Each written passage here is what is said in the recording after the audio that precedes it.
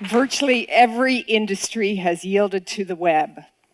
And yet our capital markets, the very lifeblood of our innovation economy, remains largely rooted in the old analog world. And so many of us are asking, will capital markets yield to the web? For this is a question on which billions of dollars of economic activity depends. As a CEO of a tech company myself in the financing space and a founder of 2 previous e-commerce companies, I know firsthand that financing is truly the lifeblood of entrepreneurship and innovation. How can you use today's technology to access some of this money?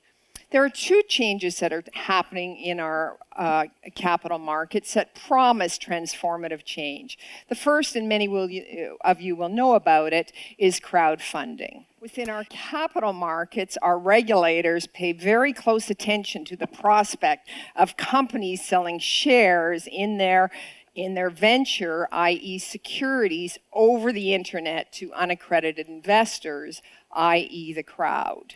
And therefore, regulatory bodies have been very slow to enable crowdfunding for the purposes of raising capital for your company. And to the extent that they have enabled these regimes, they have imposed caps on how much funders how much companies can raise, typically around $250,000. Sounds like a lot of money to some, a very small sum when you're trying to finance large-scale innovation.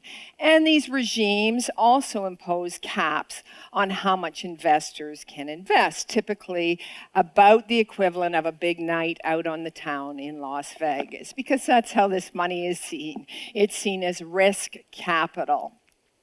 So crowdfunding is one of the phenomena, one of the tools in which the business marketplace is using to make financing more accessible to support our entrepreneurial goals. But the crowd is only one capital market that has yielded to the web.